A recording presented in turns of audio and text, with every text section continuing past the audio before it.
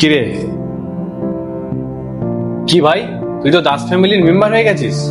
তোর মধ্যে গোবিন্দ দাস, দেবদাস, কালিদাস সব একসঙ্গেই ফুটে উঠছে।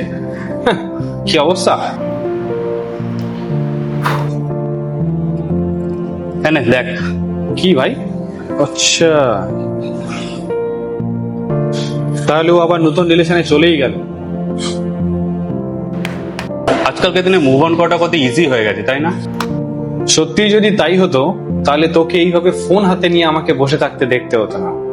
কোথায় হয়তো লং ড্রাইভে কারোর সাথে গেছিস, না হলে নতুন ডেটে সুন্দরভাবে আইসক্রিম খেতে দেখতাম। তো কি করবো বল, আমার দ্বারা হয় না রে। কি হয় না ভাই? ভুবন, এত স্মৃতি রয়েছে, এত সময় কাটানো, এগুলো ভুলতে পারছি না আমি। কিন্তু ও দেখ,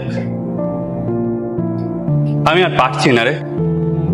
আসলে আজকালকার দিনের ভালোবাসাটা ঠিক না ক্যাব বুক করার মতো।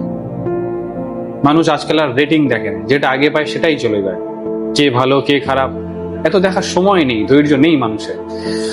কারণ তারা জানে একটা ক্যান্সেল হলে আরো একটা পেয়ে যায়। তার মানে তুই বলতে চাচ্ছিস যে ভালোবাসা টালোবাসা আমাদের জন্য নয়, তাই তো? সেটা বলছি না। আসলে ক্যাব যতই বাড়ুক না কেন, মানুষ কিন্তু এখনো সেই হলুদ ট্যাক্সিটার জন্য আজও ওয়েট করে। তো আমাদের ভালোবাসাটাও ঠিক সেম। বুঝলে বন্ধু? তুই না চিরকাল কখনো কারোর প্রিয় হয়ে থাকতে পারবি না। সময়ের সাথে সাথে মানুষের পছন্দগুলো যেমন বদলায়, তেমন বদলায় তাদের ভালো লাগাগুলো, বদলে যায় প্রিয় মানুষের নামটাও।